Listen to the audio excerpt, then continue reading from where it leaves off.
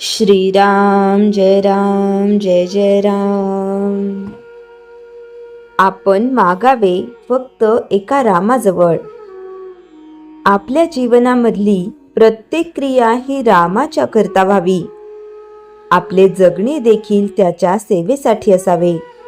किंबहुना लहान मुलाला जशी आई, मोठ्या मुलाला जसा बाप, बाईला जसा प्रेमळ नवरा, मुनिमानाला जसा सज्जन मालक, नोकराला जसा त्याचा स्वामी, एखाद्याला जसा विश्वासू मित्र, तसा रामराया प्रत्येकाला वाटला पाहिजे.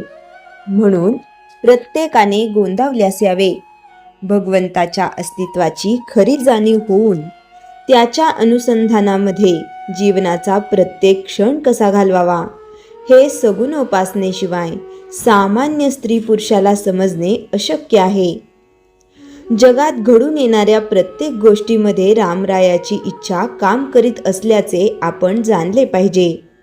इतकेच नव्हे तर व्यवहारदृष्ट्या आपण योग्य प्रयत्न केल्यानंतर जे चांगले वाईट फळ मिळेल ते रामाच्या इच्छेनेच मिळते अशी श्रद्धा ठेवावी.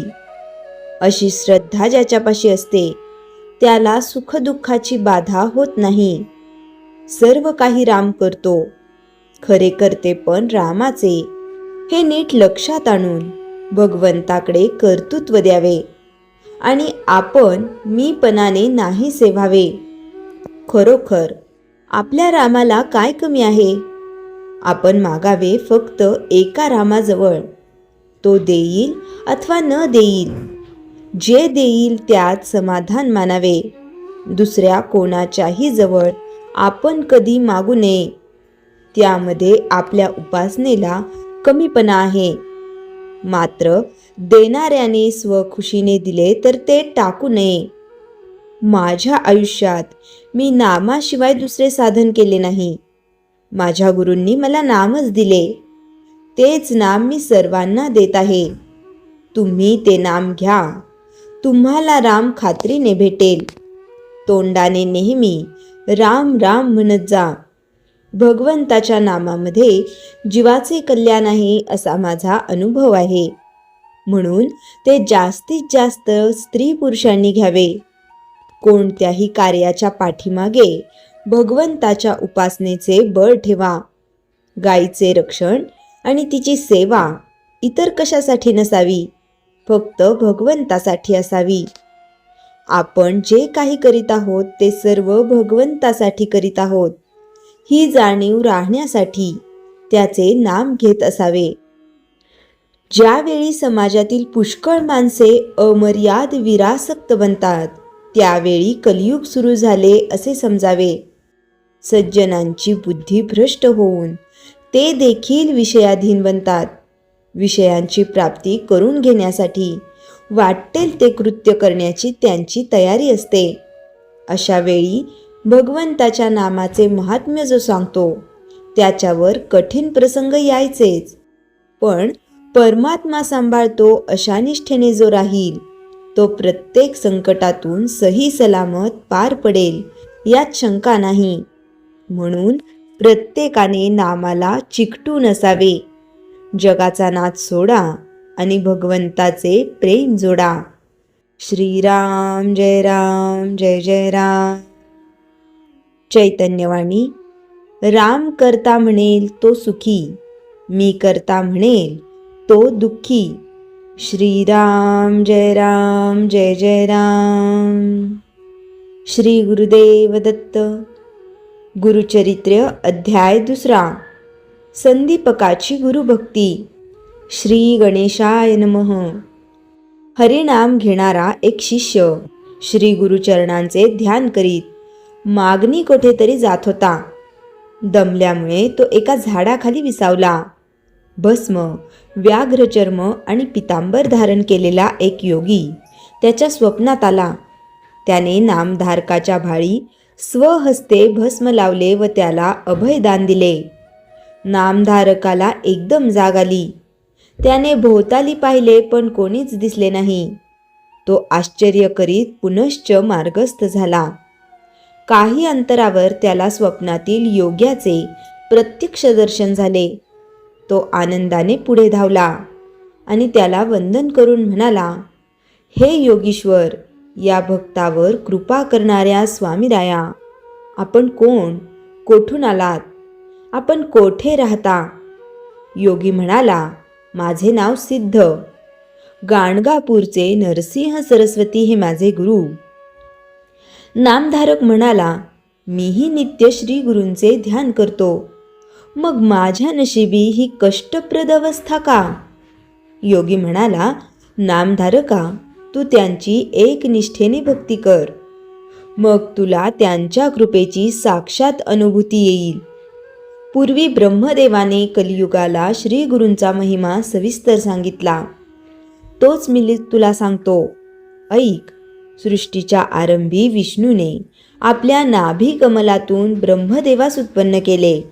त्याला 4 वेद दिले व त्यांना अनुसरून जगाची निर्मिती करण्यास सांगितले.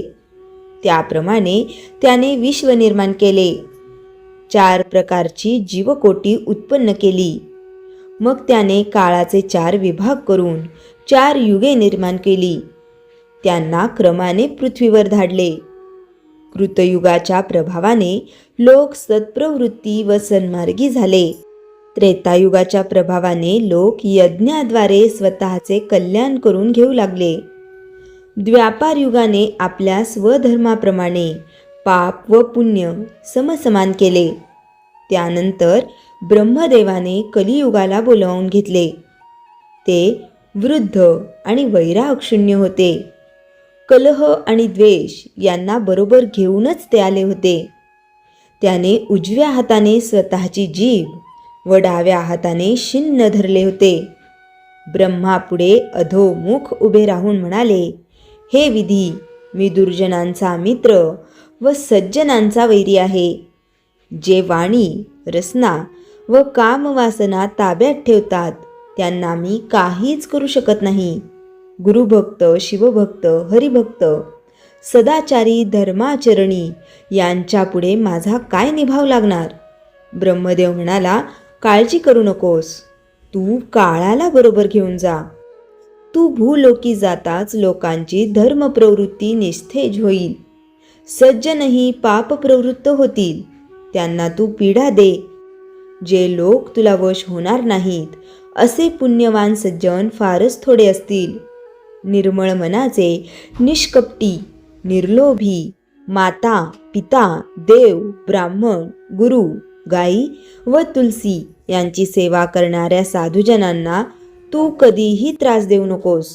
ही माझी आज्ञा आहे. कलियुगाने ब्रह्मदेवाला गुरुचे स्वरूप व महात्म्य विचारले. ब्रह्मदेव म्हणाला, गुरु हा शब्दच 4 मुक्तींची प्राप्ती करून देणारा महामंत्र आहे. गुरु हाच ब्रह्मा, विष्णू, महेश.